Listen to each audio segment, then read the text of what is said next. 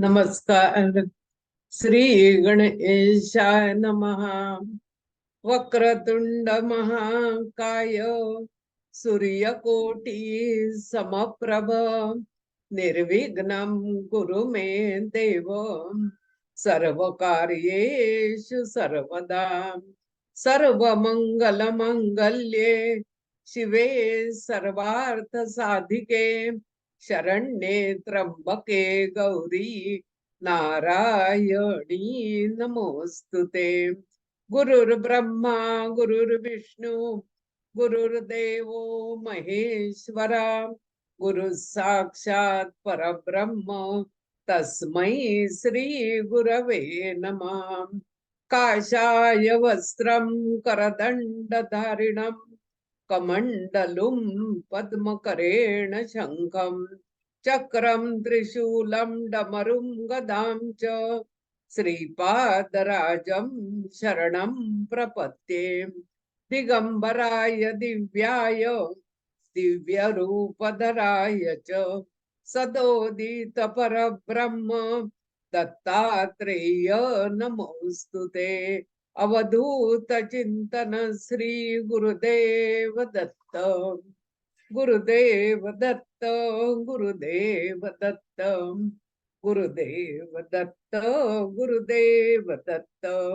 गुरुदेव दत्त हेच एक सत्य. गुरुदेव दत्त. गुरुदेव दत्त. गुरुदेव दत्त आहेत मुक्त. गुरुदेव दत्त.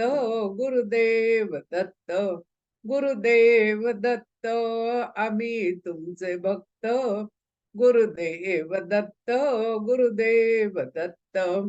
गुरुदेव दत्त सर्वत्र व्याप्त. गुरुदेव दत्त. गुरुदेव दत्त.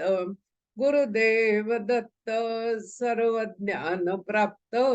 गुरुदेव दत्त. गुरुदेव दत्त. गुरुदेव दत्त. गुरुदेव दत्त. गुरुदेव दत्त. गुरुदेव दत्त. भगवान गोपाल कृष्ण महाराज की जय.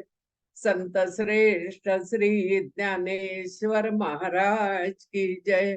श्री गुरुदेव दत्त माता की जय.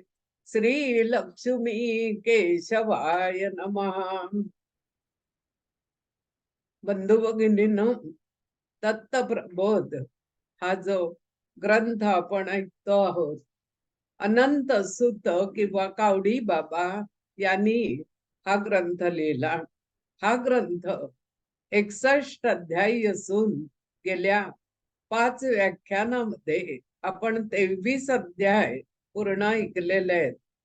गोष्टीरूप असा ग्रंथ आपल्याला आवडतो, पण 24, 25, 26, 27 हे जे अध्याय आहेत त्याच्यामध्ये माता अनसूयेनं जे 40 प्रश्न दत्तगुरूंना विचारले ते त्यांनी त्या प्रश्नांची उत्तर देत देत हे 4 अध्याय लिहिलेले दिसतात.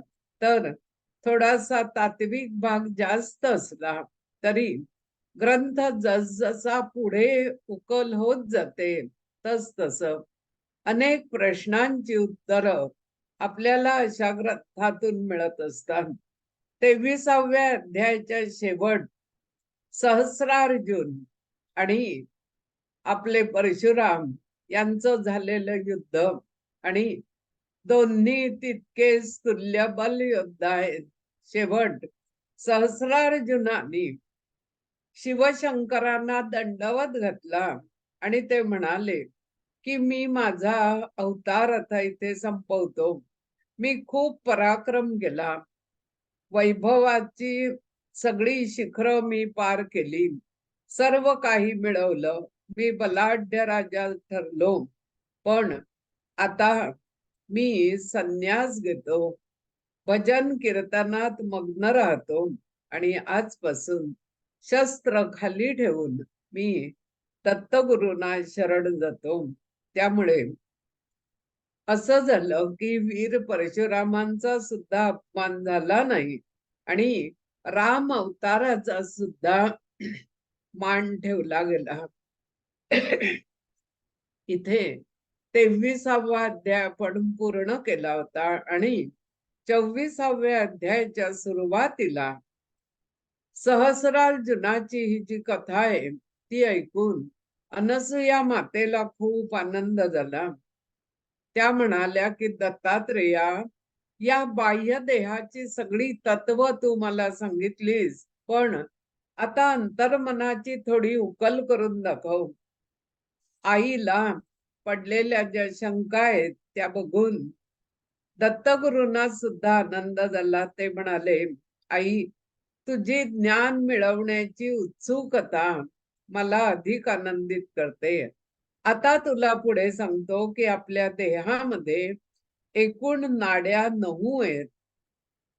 त्यातली सगळ्यात श्रेष्ठ नाडी म्हणजे कुंडलिनी, ती आपल्या नाभीजवळ आहे आणि तीच इतर 8 नाड्यांचा आधार आहे.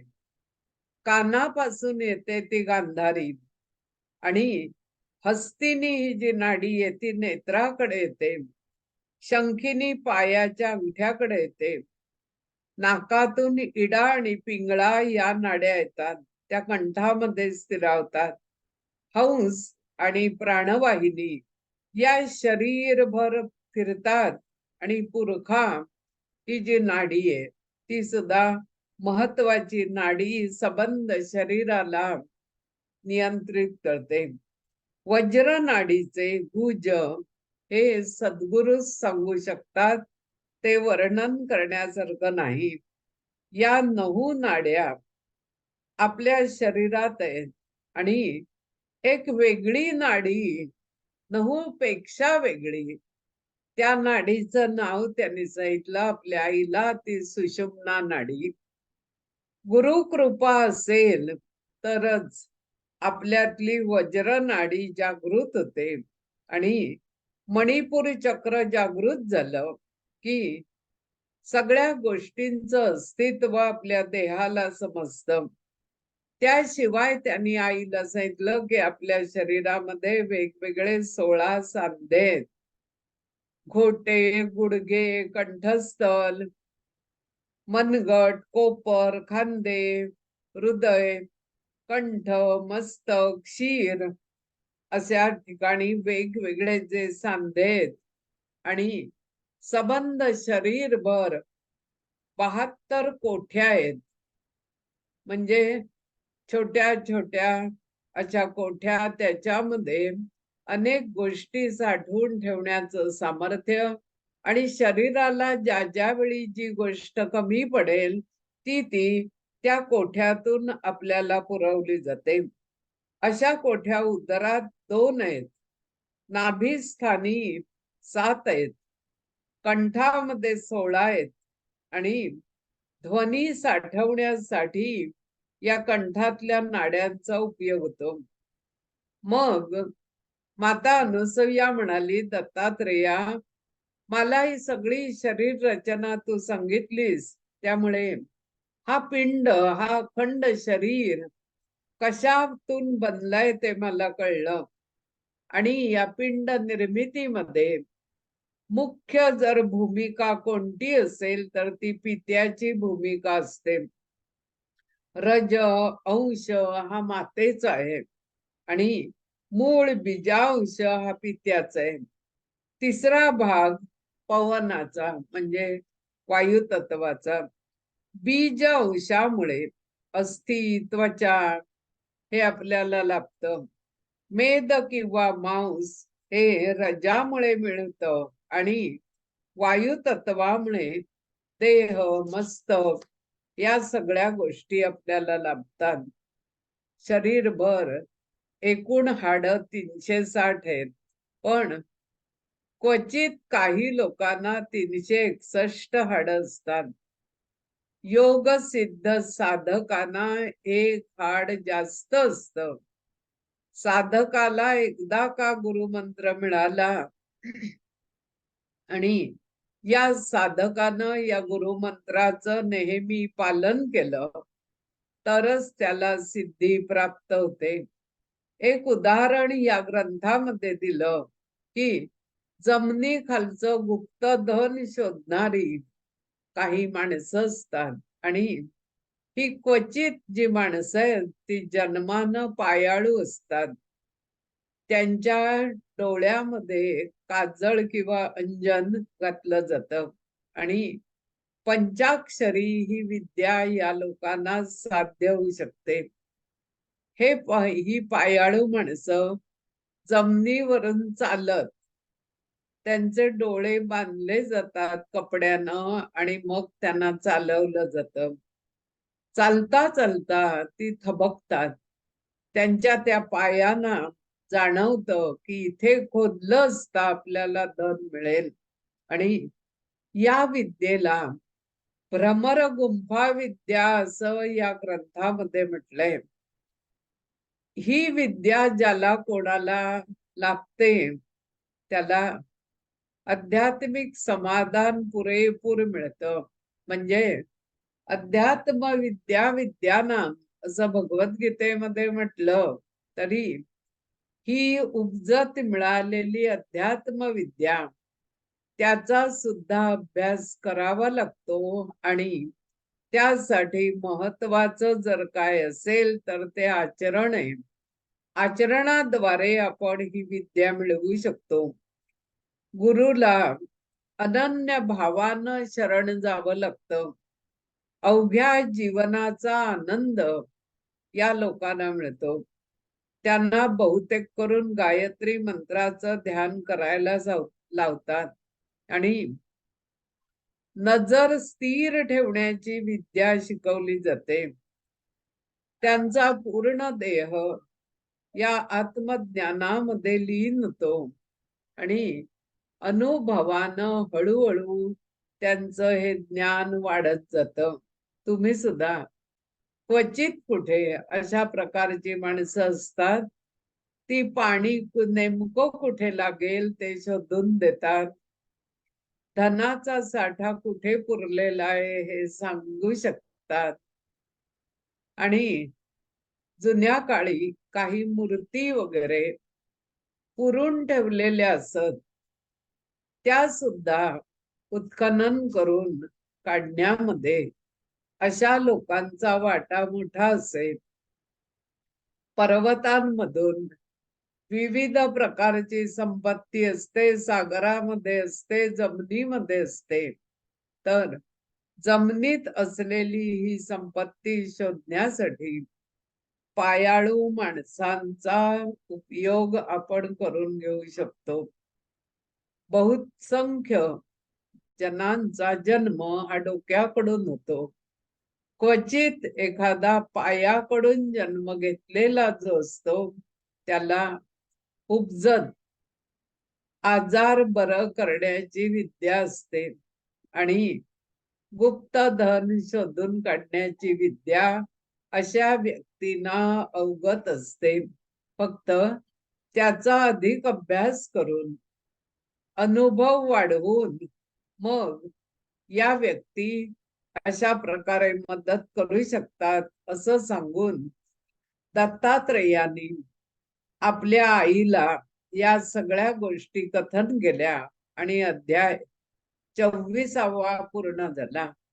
दिगंबरा दिगंबरा श्रीपाद वल्लभ दिगंबरा, दिगंबरा दिगंबरा श्रीपाद वल्लभ दिगंबरा, दिगंबरा दिगंबरा श्रीपाद वल्लभ दिगंबरा. 25वा अध्यायाची सुरुवात. आज माता अनुसया दत्तात्रेयांना म्हणते की हे दत्तात्रेया, तू मला चंद्र सूर्याच्या कला म्हणजे काय ते सांग. ते म्हणतात, माते, चंद्र सूर्याची वस्ती आपल्या देहात सुद्धा आहे. या चंद्राला 16 कला आहेत. म्हणजे चंद्र म्हणून तर गगनाचं भूषण ठरलंय. या 16 कलांची नावं शंखिनी, पद्मिनी, लक्षिणी, कामिनी, पंखिणी, शापिणी, विद्या, मोहिनी, प्रमोदिनी, पृथुवी, विकाशिनी, अमृता, अमृत श्रवणी, निजन, विज्ञान, दृष्टी अशा वेगवेगळ्या 16 कलांनी चंद्र अधोमुख होऊन पूर्वेकडून पश्चिमेकडे या पृथ्वी भोवती फिरतो आहे. चांद्र भ्रमणावरून किंवा चंद्रावरून, नक्षत्रावरून प्रत्येक व्यक्ती कशा प्रकारची आहे हे वर्तवता येतं. दत्तात्रेय म्हणतात सूर्य 12 कलांनी प्रकाशमान होतो आणि त्या कला म्हणजे ज्वालिनी, करुणी, दहनी, दीपिका, ज्योती, तेजिनी, विद्या, मोहिनी, ज्वाला, प्रकाशिनी, दीप, कलिका अशा वेगवेगळ्या कलांनी सूर्य पूर्वेकडून पश्चिमेकडे, पूर्वेकडे उगवतो आणि पश्चिमेकडे मावळतो असं पृथ्वीवरून आपल्याला दिसतं. दत्तात्रेय म्हणतात की माते आपल्या देहामध्ये सुद्धा चंद्र सूर्य आहे. आपलं जे नाक आहे त्या नाकाला 2 नाकपुडे आहेत. त्यातली जी उजवी नाकपुडी आहे ती सूर्य नाडी आहे आणि डावी नाकपुडी म्हणजे चंद्र नाडी आहे. दोन्ही नाड्या कार्यरत असतात. एक नाडी 24 मिनिटं चालू राहते, मग दुसरी नाडी चालू होते. आपल्याला याचा अंदाज सुद्धा येत नाही की कधी चंद्र नाडी संपली आणि सूर्य नाडी आपल्या देहामध्ये चालू झाली. अतिशय सूक्ष्म निरीक्षण आपल्या श्वासासंबंधी केलं तर ही गोष्ट आपल्याला जाणवते. डावी नाकपुडी आता बंद झाली, उजवी नाकपुडी चालू झाली. आपल्याला इतकंच कळतं सर्दी पडस झालं असल्यास एक नाकपुडी पूर्णपणे बंद होते आणि मग आपल्याला श्वास घ्यायला सुद्धा त्रास होऊ लागतो. या 24 मिनिटाच्या बदलामध्ये असं अखंड आयुष्यभर हे चालू राहतं आणि 24 मिनिटांनी क्षणभर दुसरी नाडी चालू होईपर्यंत मधला काळ आपण श्वास घेत नाही. असं म्हणतात आपली उजवी नाडी चालू असताना कोणत्याही शुभ कार्याची सुरुवात करू नका. चंद्र नाडी चालू असताना घेतलेला कोणताही निर्णय यशस्वी झाल्याशिवाय राहत नाही. कोणतंही साधन आपल्याकडे नसताना आपण एखादी गोष्ट करू का करू नको ते डावी नाकपुडी चालू असल्यास कोणतीही गोष्ट करावी. त्याच वेळी उजवी नाकपुडी चालू असेल तर त्या कार्याची सुरुवात करू नये असा संकेत आपलं शरीर आपल्याला देत असतं. आज तुम्ही सगळ्यांनी हा प्रयोग पण या प्रवचनानंतर करा. शांतपणे बसा, श्वास घ्या. तुम्हाला कळेल की आता आपण शांत बसलेलं असताना डावी नाकपुडी चालू आहे का उजवी नाकपुडी चालू आहे. हा छंद तुम्ही जडवून घ्यायला हरकत नाही. डावी नाकपुडी चालू असताना घेतलेले निर्णय आणि केलेलं कार्य तडीस गेल्याशिवाय राहत नाही. मग दत्तात्रेय आईला म्हणतायत चंद्राला 16 कला आहेत आणि 17वी कला म्हणजे निरंजन कला. तिने विचारलं, निरंजन, कला म्हणजे काय? ते म्हणाले, 17वी कला म्हणजे आपली जीभ. जीभ आपल्या टाळूला आणि खालची जी आपली दातांची कवळी आहे त्या खालच्या सगळ्या भागाला स्पर्श न करता मधल्यामध्ये आयुष्यभर आडवी आणि वळवळ करत असते अशी ही जिव्हा, ही सतत ओलसर असते. तोंडामध्ये कोरडेपणा वाटू लागला तर आपण घोटभर पाणी पितो. त्या पाण्यामुळे ही जिव्हा पुन्हा ओली होते आणि कार्यरत होते. ही जिव्हा म्हणजे 17वी कला, जिच्यामुळे आपण जीवनात सुखी राहतो. कारण ती सतत रसवंती आहे, ओली आहे, तिला गोडी कळते, तिखट, आंबट, खारट सगळ्या चवी तिला कळतात आणि खाण्यापिण्याची आणि आपल्या आहाराची एकदा का इच्छा पूर्ण झाली की या जिभेची ज्ञानाची जी गोडी आहे ती गोडी आपल्याला सुद्धा कळते. जर जीभ गोड असेल तर आयुष्यातल्या सगळ्या गोष्टी गोड होतात. आपले ओठ हे धनुष्याच्या आकाराचे आहेत. अगदी धनुष्याकृती असं नको म्हणूया, पण त्या आकारात आहेत. आणि जे शब्द या दोन ओठांच्या मधून बाहेर पडतात हे बाणासारखे. हा बाण कधी फुलांचा असू शकतो, कधी शुभेच्छांचा असू शकतो, कधी गोड बोलण्याचा असू शकतो, कधी भांडणाचा पवित्रा घेतो, कधी कटू शब्द वापरतो. दुसऱ्याच्या जिव्हारी लागतील असे शब्द आपण वापरतो. धनुष्यातून निघालेला बाण जसा परत येत नाही, तसे या धनुष्याकृती ओठातून निघालेले शब्द सुद्धा परत घेता येत नाहीत. ते पुढचा प्रवास करू लागतात. ते शब्द अनेकांना दुखावतात, सुखावतात. अनेक जण शब्द लक्षात ठेवतात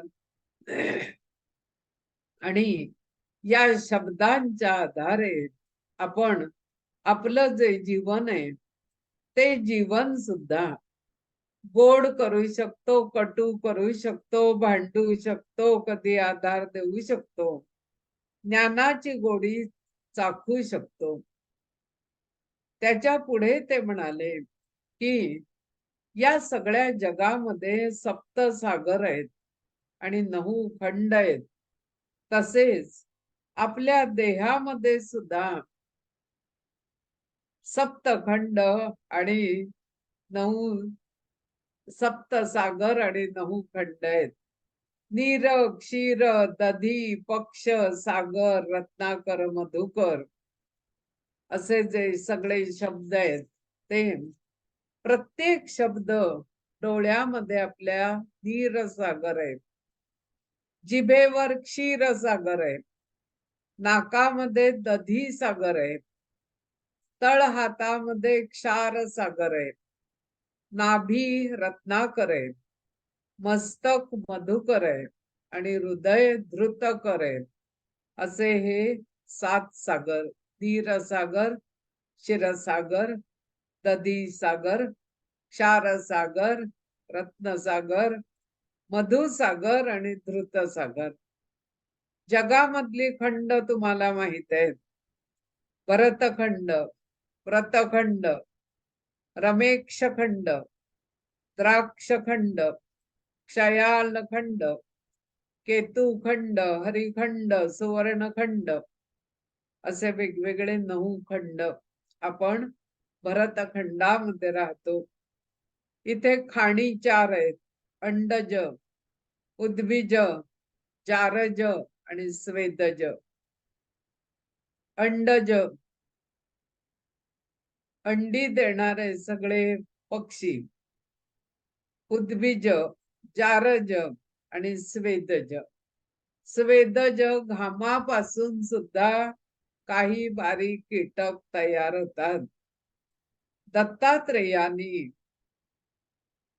हे सगळं सांगत असतानाच अनसुया माता प्रश्न करते की यामध्ये मेरू पर्वताची कथा कुठे येते? ते म्हणतात की सगळ्या पर्वतांमध्ये मेरू पर्वत हा श्रेष्ठ पर्वत. मेरू पर्वताची उंची 4 लक्ष योजने आहे आणि याचा विस्तार 16 सहस्र योजने. याला 72 दरवाजे आहेत आणि इथे 9 ग्रह वसतील आहेत. आई म्हणाली की या संबंधी अधिक तू काय सांगू शकशील? मग ते म्हणाले की इथली देवी ब्रह्मादेवी आहे. साक्षात विष्णू तिथे वसतील आहेत. अनेक लोक वारंवार जिच्या दर्शनाला जातात ती देवता अमरावती या ठिकाणी स्थिर आहे. दुसरं ठिकाण म्हणजे कैलासनाथ. शंकर पार्वती सह इथे वास्तव्य करतात आणि पूर्वीच्या काळी या भूमंडलावर पुष्पावती नगरी होती. सगळीकडे फुलं आणि सुगंध. तिथे रक्तकुंज नावाचा राजा राज्य करत होता. सगळी प्रजा सुखी होती कारण त्रिगुणात्मक त्रैमूर्ती दत्तात्रेय यांची कृपा सर्वत्र असल्यामुळे आनंदी आनंद होता. मग तिने विचारलं की त्रिगुणात्मक ज्ञान म्हणजे काय? ते म्हणाले आई सत्व रज तम हे 3 गुण. हे 3 गुण प्रत्येकामध्ये असतात. सत्व गुण जास्त असेल तर व्यक्ती गोरीपान असते. रजोगुण जास्त असेल तर व्यक्तीची त्वचा पिवळसर असते आणि तमोगुण जास्त असेल तर व्यक्तीची त्वचा लालसर असते.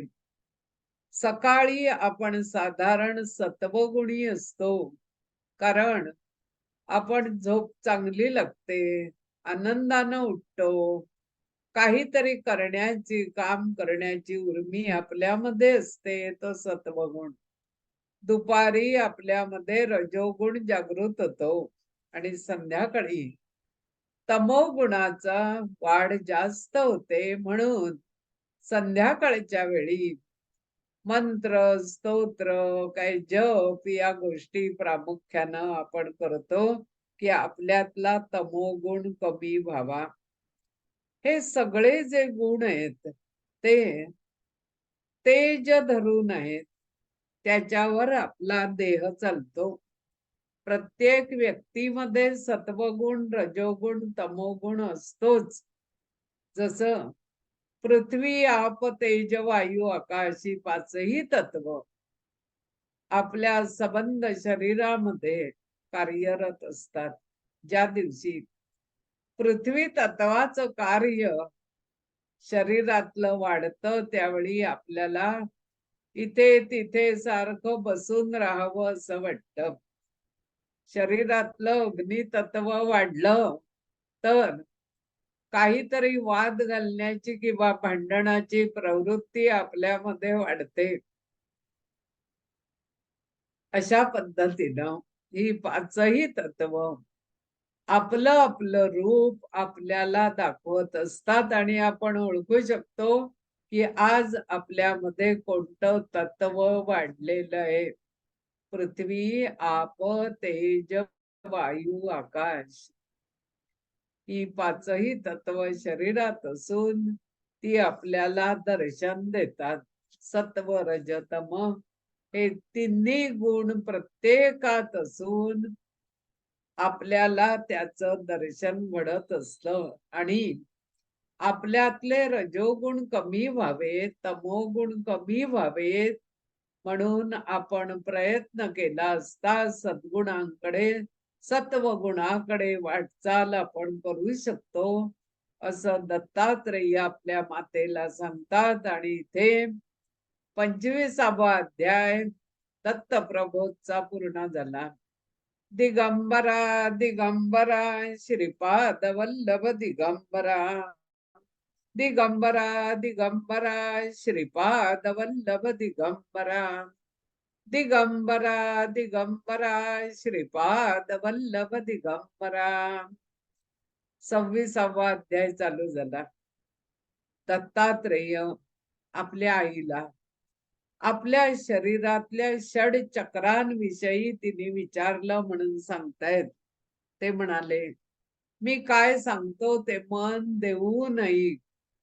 तिला त्यांनी सांगितलं की आपल्या गुदस्थळी आधार चक्र आहे आणि स्वादिष्ठान चक्र म्हणजे लिंगस्थानी, मणिपूर चक्र हे नाभीस्थानी आहे, चौथं चक्र अनाहत चक्र हे हृदयस्थानी आहे, 5वं चक्र विशुद्ध चक्र हे कंठ मण्याशी आहे, कंठ कमळाशी आहे असं म्हटलं. आणि 6वं आज्ञा चक्र हे 2 भोवयांच्या मध्ये आहे. 6 चक्रांबद्दल दत्तगुरु आपल्या आईला सांगतायत. दत्तगुरु वाचून या चक्रांचा अभ्यास होणार नाही असं आईला सुद्धा वाटतं. माता अनुसया म्हणते, तुझ्या निरूपणामुळे मी आज तृप्त झाले. अनेक भावना वासनातून मी मुक्त झाले. माया मोहा पलीकडचं मला कळू लागलं आणि माझं दैव थोर म्हणून तुझ्या मुखातून मला हे सगळं ऐकायला मिळालं. तरी पण मला एक प्रश्न विचारायचा आहे की आपल्या देहामध्ये वावरणार एक इच्छा मन असतं, ते कसं ओळखायचं? इच्छा मन क्षणाला बदलत राहतं, वेगवेगळ्या इच्छा करत राहतं. मग दत्तात्रेय आईला म्हणतात, माते, मनाची तुलना चंचल अशा वायूशी करून बघ. वारा जसा सतत वाहतोय तसं आपलं मन सुद्धा सतत चलबिचल मनात चालू आहे. जीव आणि मन यांचं द्वंद्व आपल्यात चालू असतं. या जीवाला आनंद होतो, दुःख वाटतं, भीती वाटते, उत्साह वाटतो, शोक होतो, मोह होतो. हर्ष, दुःख, भय, उत्साह, प्रमाद, शोक आणि मोह असे 8 गुण प्रत्येक जीवाला असतात. त्यातल्या एका तरी गोष्टीमध्ये आपलं शरीर, आपला जीव सतत अडकून पडतो. 8तली एक तरी गोष्ट आपल्या मनाला भुरळ घालते आणि मन त्या भावनेतून दुसरीकडे जाऊ शकत नाही, तिथेच ते विचार करत राहतं. शरीराबरोबर शरीराची इंद्रिय सुद्धा अधिपत्य गाजवतात. डोळ्यांना खर तर डोळ्यांनी चांगलं बघावं असा रिवाज आहे, पण कधी कधी नको ते बघण्याचा मोह सुद्धा आपल्या डोळ्यांना होत असतो.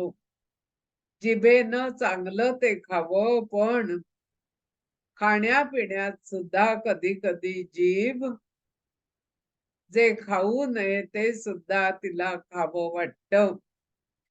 नाकानं सुवास घ्यावा, त्वचेला स्पर्श सुख कळतं, कानांना शब्द सुख अनुभवता येतं. दत्तगुरु म्हणतात, आपलं मन हे स्फटिकासारखं आहे. मन पराधीन आहे. स्फटिक कसा आहे तर त्याला स्पर्श केल्यावर हवामान थंड असेल तर स्फटिक थंड लागतो. आज हवामान उष्ण असेल तर स्फटिक सुद्धा, तो मणी आपल्याला गरम लागतो.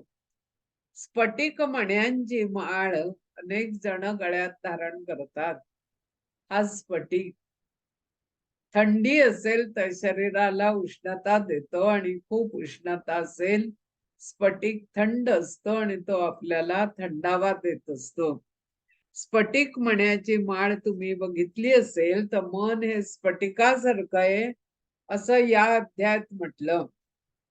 परमार्थाकडे ओढ लागायला हवी असेल तर नम्रपणाचा बोध घ्यावा लागतो. ज्ञान नुसतं असून चालत नाही, तर त्या ज्ञानाला अनुभवाची जोड मिळावी लागते.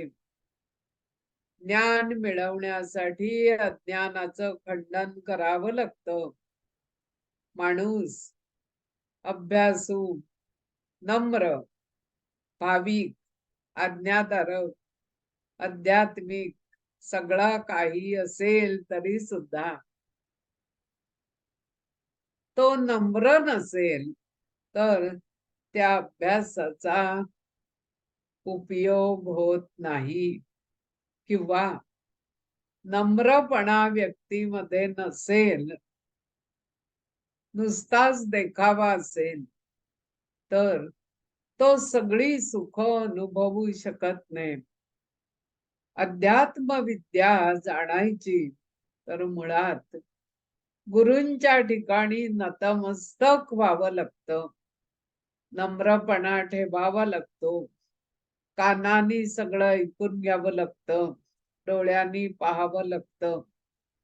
जिभेला सगळी सुख अभ्यास करताना घेता येत नाहीत. काही आहाराचे नेम नियम पाळावे लागतात असं दत्तगुरूंनी आपल्या मातेला सांगितलं. आणि 26वा अध्याय इथे पूर्ण झाला.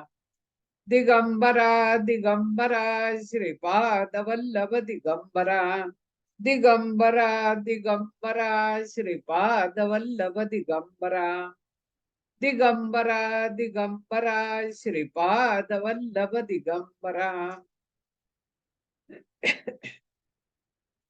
दत्त प्रबोध या ग्रंथाचा 27वा अध्याय चालू झाला.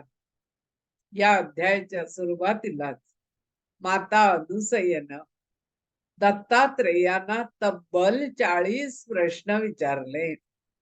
दत्तात्रेय म्हणाले, आई, ही तुझी मोठी प्रश्नावलीच दिसते, पण या 27व्या अध्यायामध्ये तू विचारलेल्या 40 प्रश्नांपैकी पहिल्या 7 प्रश्नांची उत्तरं मी देतो. या ग्रंथामध्ये असं म्हटलंय की माता अनुसयेनं दत्तात्रेयांच्या पुढ्यात 40 प्रश्नांची यादी ठेवली. नेमका उल्लेख केलेला नाही की कागदावर लिहून ठेवलं, भोजपत्रावर लिहून त्यांच्याकडे प्रश्न विचारले का कसे. मग 27वा अध्याय चालू झाला. अध्यायाच्या सुरुवातीलाच 40ही प्रश्न देऊन ठेवलेले आहेत, पण मी आता आधीच ते 40ही तुम्हाला सांगत नाहीये, कारण प्रश्नपत्रिका जितकी मोठी तितका तो शिष्य घाबरून जायची शक्यता आहे. अगदी सुरुवातीलाच मी तुम्हाला म्हटलं की अध्यात्म विद्या शिकण्यासाठी या ग्रंथातले हे काही अध्याय आपल्याला अतिशय उपयोगी आहेत. आणि त्यातलाच हा 27व्या अध्यायाची सुरुवात 40 प्रश्नांची यादी देऊन झाली.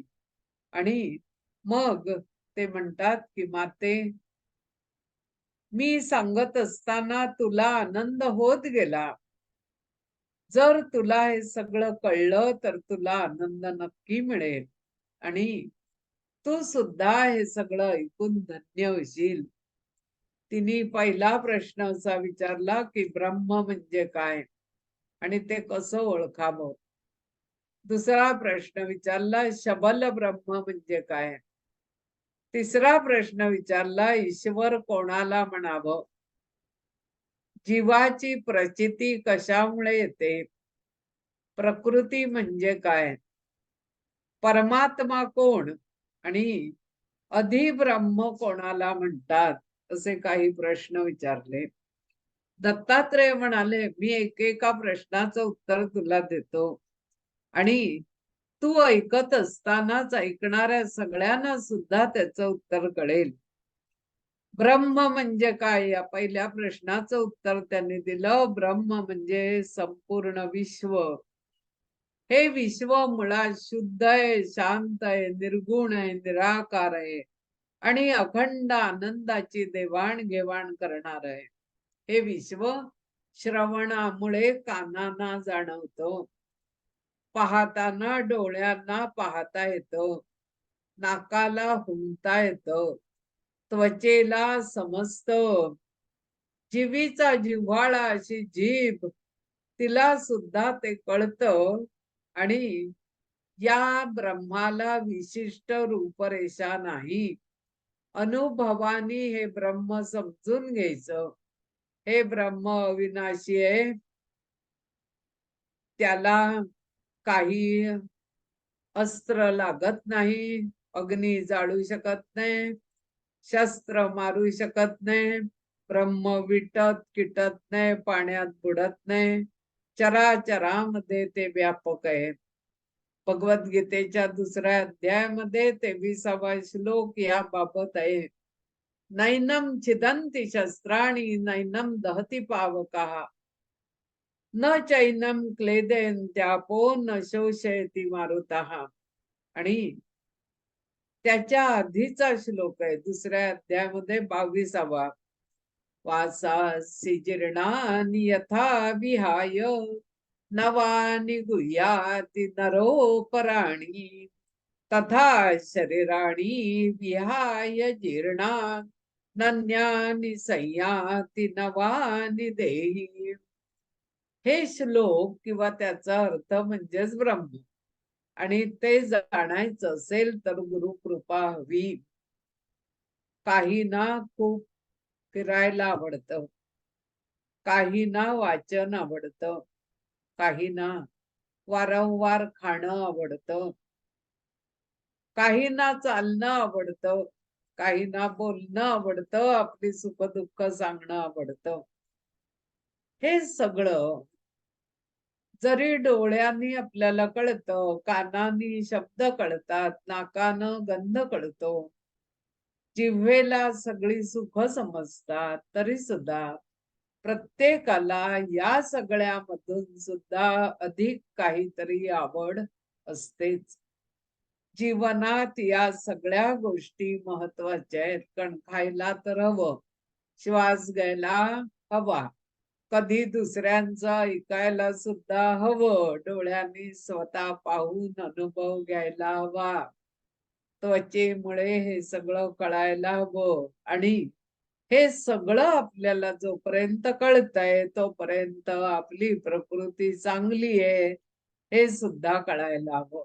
आणि त्यासाठी गुरु कृपा आवश्यक असते. ब्रह्म म्हणजे काय, तर या विश्वामध्ये उपभोग घेण्यासारखं जे जे भरून उरलेलं आहे, आपण सगळ्यांनी त्याचा उपभोग घेतला तरी पुरून उरलं असं हे ब्रह्म आहे. आणि या ब्रह्माला कोणी मारू शकत नाही, जाळू शकत नाही, अग्नी त्याला पेटवू शकत नाही, पाण्यात ते बुडत नाही, चराचरात व्यापून राहिलेलं आहे असं दत्तगुरूंनी आपल्या आईला सांगितलं.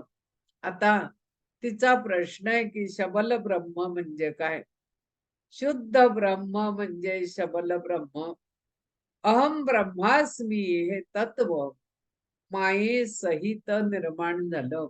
प्रत्येकालाच वाटतं की मी कोणीतरी मोठा आहे. अहम भाव आहे, अहम ब्रह्मास्मी, मी कोणीतरी मोठा आहे. शुद्ध ब्रह्म आणि शबल ब्रह्म असे 2 प्रकार आहेत.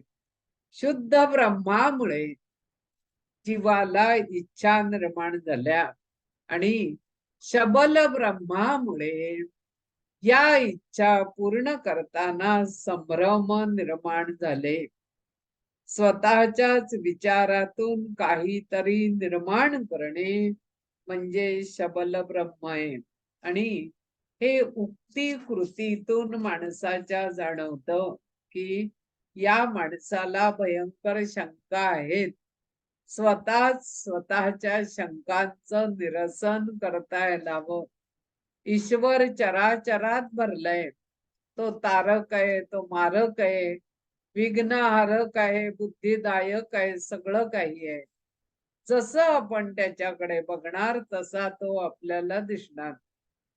यात म्हटलं की पर्वत, भूमी आणि समुद्र ही कधीही आपली मर्यादा सोडत नाही. तसंच हा कोणीतरी जो ब्रह्मांड नायक कार्य करतो आहे तो निर्गुण आहे, निराकार आहे.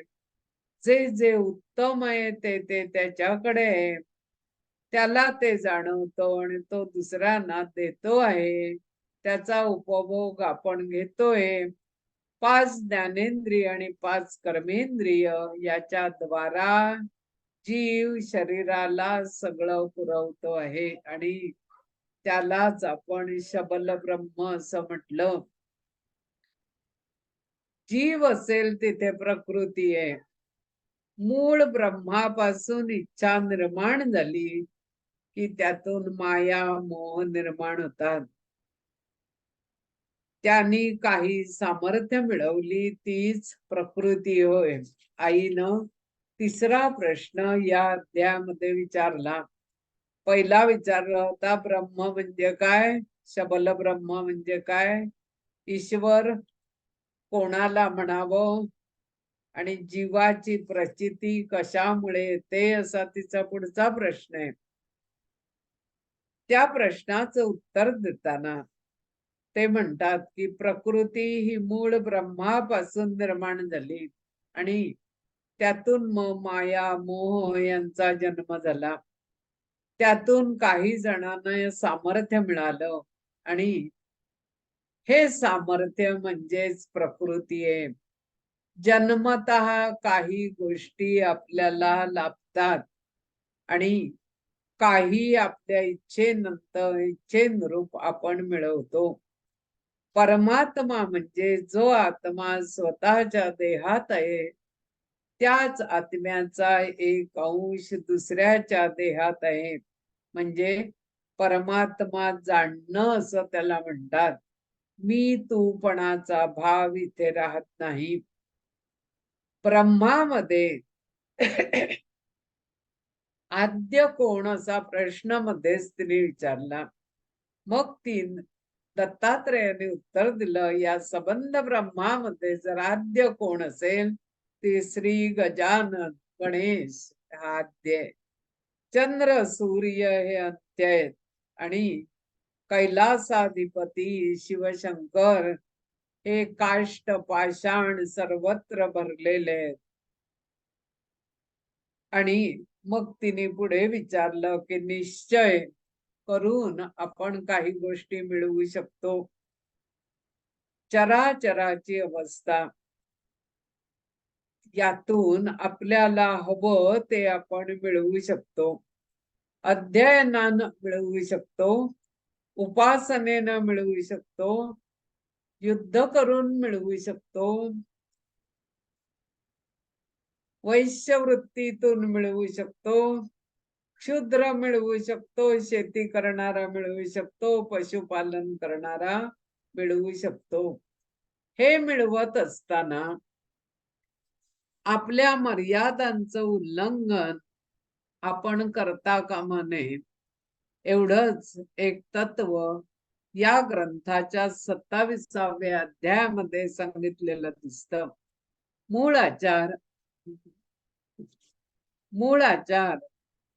वेदाचार, शास्त्राचार, श्रेष्ठाचार, वृद्धाचार, देशाचार, कुलाचार या प्रकारे लोक जर पाळत असतील आणि रूढी, परंपरा, आचार, धर्म पाळून आत्मशांतीचा मार्ग दिसत असतो.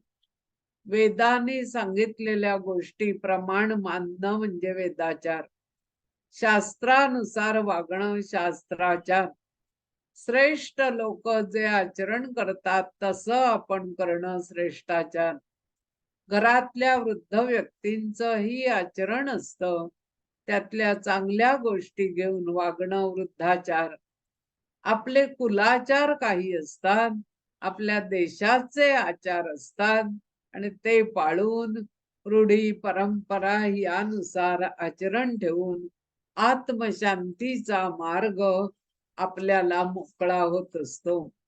या 27व्या अध्यायामध्ये ब्रह्म म्हणजे काय, शबल ब्रह्म म्हणजे काय, ईश्वर कोणाला म्हणावं, जीवाची प्रचिती कशामुळे येते, मूळ प्रकृती म्हणजे काय, आद्य ब्रह्म कोणतं आणि परमात्मा आपल्याला काय शिकवतो, असे 7 प्रश्न होते.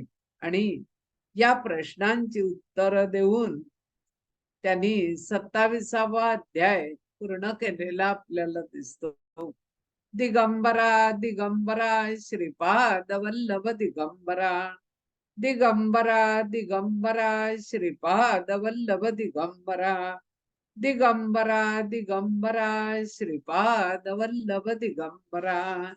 28वा अध्याय चालू झाला आणि या अध्यायामध्ये त्यांनी पुढे 8 प्रश्नांची उत्तरं दिली.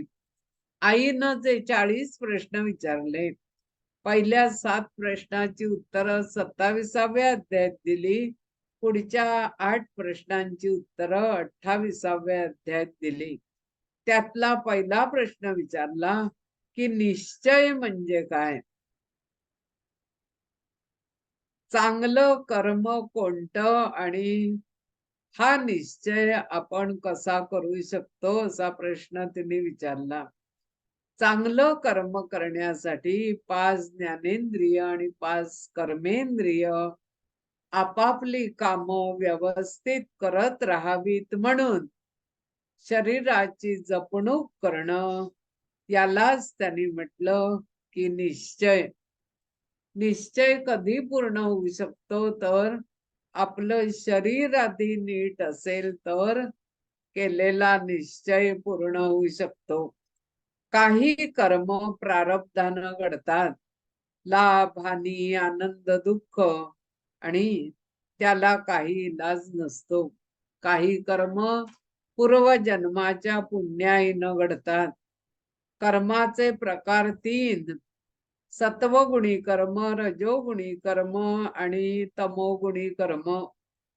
रजोगुणी कर्म हे कर्म करत असताना मला त्याचं काहीतरी फळ मिळावं या आशेनं केलेली कर्म असतात. तमोगुणी कर्मामध्ये आपण जे कर्म करत असतो त्याचा प्रचंड अहंकार आपल्यामध्ये असतो.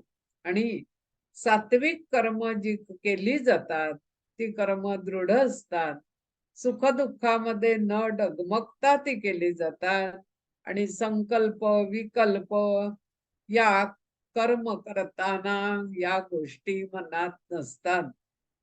कर्म करत असताना मला यातून काय मिळेल याचा विचार सुद्धा ती व्यक्ती करत नाही. ते सत्वगुणी कर्म. त्यानंतर तिने विचारलं की कर्म म्हणजे काय, तसंच अकर्म म्हणजे काय. कर्म करत असताना काही गोष्टी किंवा कर्म ही सहजगत्या केली जातात, ते अकर्म. समजा मुलाला आपण शाळेत पाठवू लागलो, पहिल्यांदा ते बालक थोडं जबरदस्तीनं आपण शाळेत पाठवतो.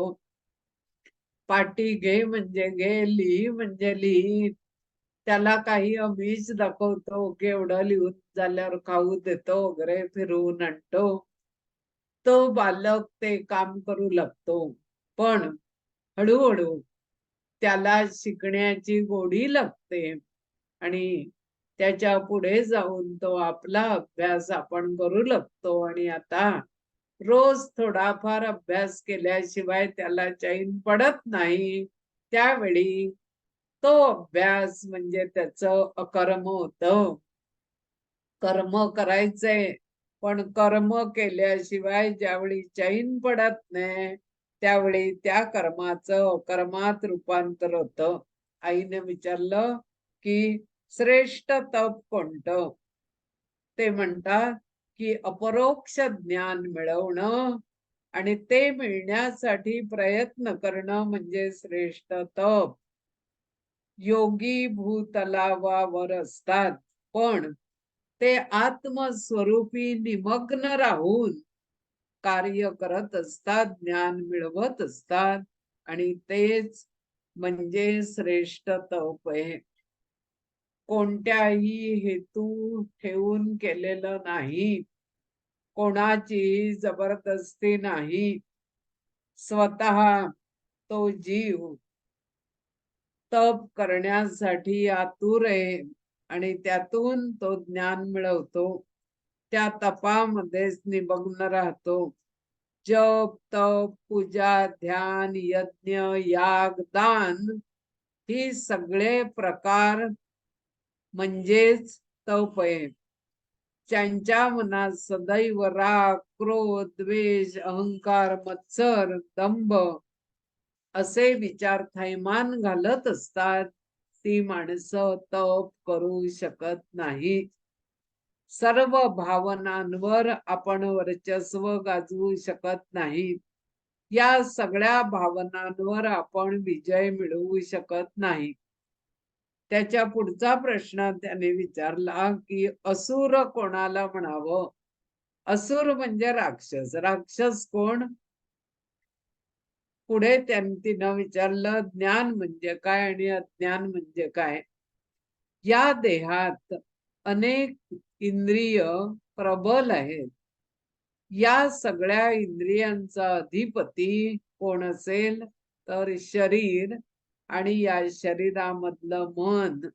मन आपल्या इच्छेनं कर्म करत सुटत.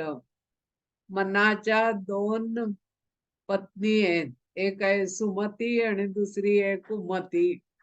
सुमती मनामुळे चांगल्या गोष्टी जीवनात घडतात आणि कुमतीमुळे अपकीर्तीला निमंत्रण मिळतं. उत्तम गुण अग्नी आपल्या अंगी येण्यासाठी नामस्मरण अतिशय आवश्यक आहे. भक्ती, भजन, पूजन, अर्चन, वाचन, नामस्मरण की ज्याच्यामुळे गुरुकृपा घडते. इंद्रिय दमन करता येतं आणि आपल्याला ज्ञानाचं ज्ञान होतं, तेच खरं ज्ञान होय. अनुभवानं मिळवलेलं ज्ञान हे कोणीतरी आपल्याला शिकवल्यापेक्षा अधिक चांगलं कळतं, ते खरं ज्ञान.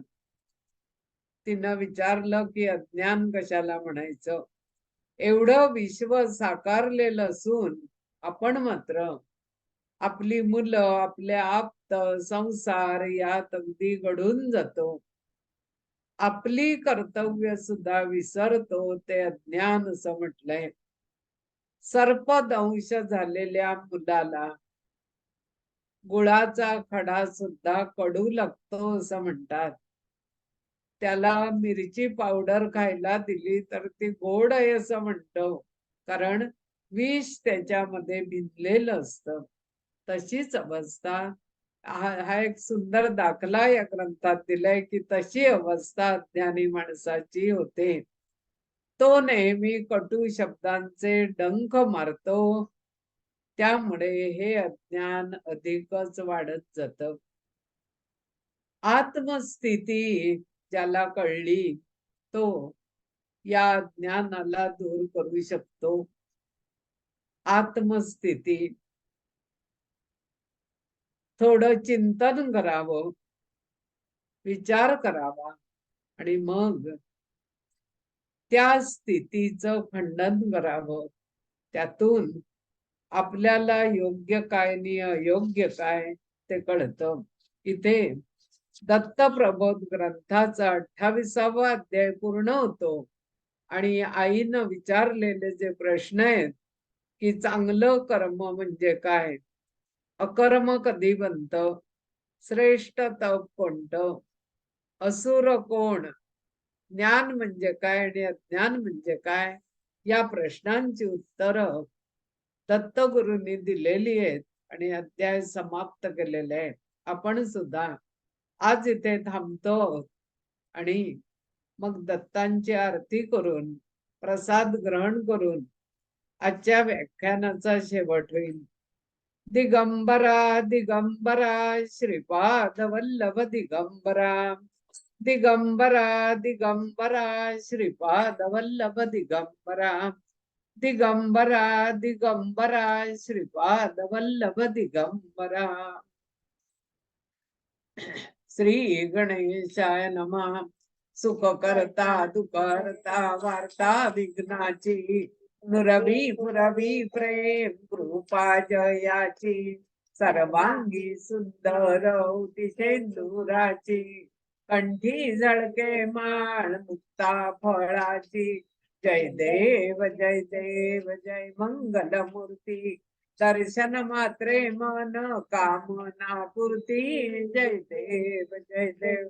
रत्न खचित फरा तुझ गौरी कुमरा, चंदनाची उटी कुमकुम केशरा, हिरे जडित मुकुट शोभतो बरा, ऋणझुणती नुपुरे चरणी गागरिया. जय देव जय देव जय मंगल मूर्ती, दर्शन मात्रे मन कामना पूर्ती. जय देव जय देव.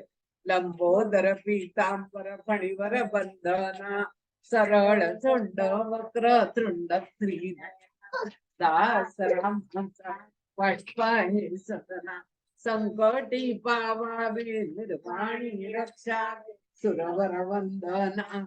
जय देव जय देव जय मंगल मूर्ती, दर्शन मात्रे मन कामना पूर्ती. जय देव जय देव. त्रिगुणात्मक त्रैमूर्ती दत्त हा जाणा, त्रिगुणी अवतार त्रैलोक्य राणा, नेती नेती शब्द न ये माना, सुरवर मुनिजन योगी समाधी ध्याना. जय देव जय देव जय श्री गुरुदत्ता, आरती वाळी तारली भव चिंता. जय देव जय देव. सबाह्य अभ्यंतरी विवेक दत्त, भाग्याची कैची कळे लई मात, पराही परत तेथे कैसा आहेत, जन्म मरणाचा पुरलाचे अंत. जय देव जय देव जय श्री गुरुदत्ता, आरती ओवाळी तारली भव चिंता. जय देव जय देव. दत्त येऊनी उभा ठाकला, सद्भावे श्रेष्ठांगे प्रणिपात केला, प्रसन्न होऊनी आशीर्वाद दिला, जन्म मरणाचा फेरा चुकविला. जय देव जय देव जय श्री गुरुदत्ता, आरती ओवाळी तारली भव चिंता. जय देव जय देव. दत्त दत्त ऐसे लागल्या, परपळे मन झाले मन, मी तूपणाची झाली बोलवण, एका जनार्दनी श्री दत्त जाण. जय देव जय देव जय श्री गुरुदत्ता, आरती ओवाळी तारली भव चिंता. जय देव जय देव. धूप दीप दाता कर्पूरारती, देवा कर्पूरारती, हृदय सिंहासनी बैसले द्वारकापती, द्वारकापती बसले रुक्मिणीपती, बसले रुक्मिणीपती. धूप दीप झाला आता कर्पूरारती, कर्पूरवडी सममानस माझे निर्मळ राहू दे, देवा निर्मळ राहू दे. कर्पूरवडी समभाव भक्तीचा सुगंध लाभू दे, कापुराची लावली ज्योती भावे ओवाळी दे, भावे ओवाळी. धूप दीप झाला आता कर्पूरारती, भाव कळे नांदेव कळे ना कळे काही देव ना कळे काही, शब्द फुलांची गुंफणी माला वाहतो पायी, मुखी नाम नेत्री धाम पाहिन तव मूर्ती, देवा पाहिन तव मूर्ती. धूप दीप झाला आता कर्पूरारती घाली लोटांगण वंदीन चरण डोळ्याने पाहिन रूप तुझे प्रेमे अलिंगनानंदे पूजिन भावे वाळीन म्हणे नमा त्वमेव माता पिता त्वमेव बंधू सखा त्वमेव विद्या दृढं त्वमेव सर्वं मम देव देव कायेन वाचा मनसेन्द्रिये वा विजात्मना मा प्रकृती स्वभा करोमि यज्ञं सकलं परस्मै नारायणायति समर्पयामि अच्युतं केशवं राम नारायणं कृष्ण दामोदरं वासुदेवं भजे श्रीधरं माधवं गोपिका वल्लभ जानकी नायकं रामचन्द्रं भजे हरे राम राम राम हरे हरे हरे कृष्ण कृष्ण कृष्ण हरे हरे हरे राम राम हरे हरे हरे कृष्ण कृष्ण कृष्ण हरे हरे श्री गुरुदेव दत्त अम्बा माता की जय।